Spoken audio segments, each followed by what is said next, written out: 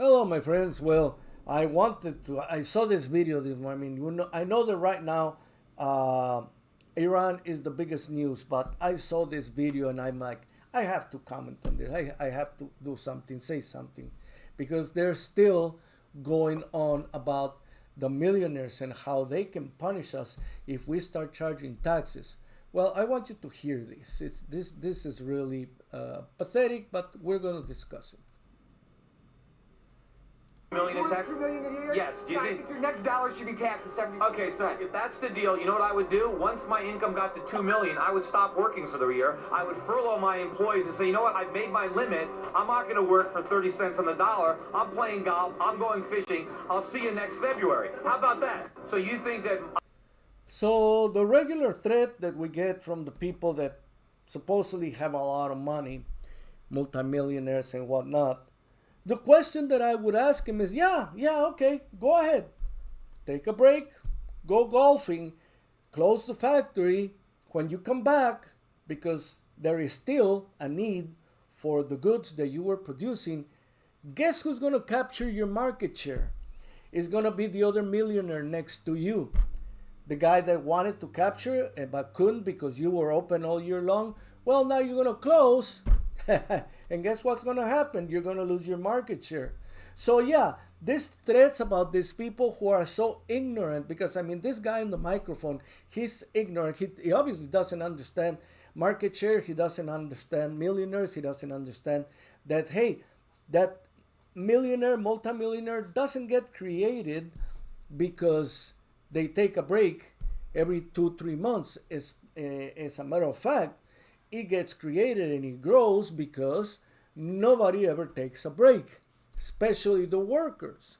So you want to furlough them, guess what's going to happen? Somebody else is going to take your share of the market. Or hey, even better, why don't you go for Iran? Go live in Iran, see how it goes over there.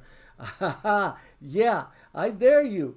Go to Mexico. Let's see how well your fortune and your things go over there. You think, but there's an ecosystem for millionaires as well. Okay, they can put a factory here or there, but it doesn't always work out. They gotta be careful where they move.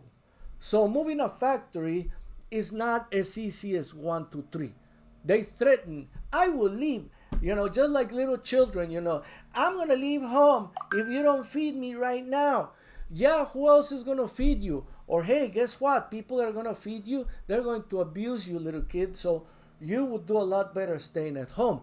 We learned that pretty quick, did we not? But millionaires are using that, and a lot of people that are not millionaires think, yeah, they can just pick up and go because they have all this money. No. One thing is to go on vacations. One thing to go is to say, hey, I'm going to go take my boat out and I'm going to take a long break. But take your factory and everything that's producing money for you and move it to another place outside the United States. No, the United States is the most fertile ground for these billionaires to play. Now, just like in a playground, we already have who takes care of the slide, who's in charge of the swings, who's in charge of the merry-go-round, and every millionaire has already had their market share in the United States, and they don't really bully each other. They respect each other. But if they were to move their whole persona with money and everything to another country, they know it would be a problem that they cannot solve, because in the other countries, in Europe, Spain, Mexico, they have already their multimillionaires and their billionaires who have access to the government. They are going to go over there and they're barely going to try to get access to the government. They're going to say, hey, why do you think that oil companies go to Mexico, go to other places, and then they come back crying, oh, they're not playing nice with us. Let's go and do war against them. Because it's not easy to pick up a factory or a certain amount of fortune and just move to another place. This guy is dumb, and he's promoting an idea that lives in fantasy land. It's kind of a Santa Claus idea. Yeah, he can bring toys to every child in the world in one night. Really? Not even in 2 nights can you do that. And just the same, multimillionaires, billionaires, they claim that, oh, well, I'll just leave the country. Yeah, go for it. Go for it. I've seen this. I've seen this play out. They can extend themselves to other countries as long as their alma mater stays in the United States. They go somewhere else. They put a factory somewhere else, which, hey, politicians want them to do that. You know, Trump is saying that, oh, we're bringing factories back. No, we're not. Because they already got the factories in the cheapest place. Okay, now, if they want to move their whole persona over there, then they're going to lose a lot. Protection from the government, the knowledge of their ecosystem.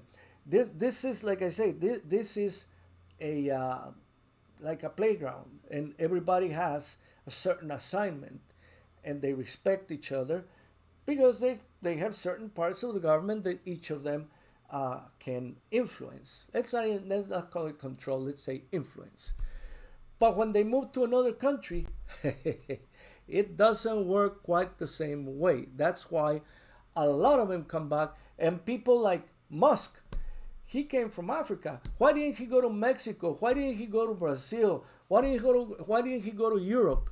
Because this is the place that babies multimillionaires, and I think it's time to stop it, because we, in a capitalist system, also deserve to get the fruits of what our country produces. So yeah, tax the rich.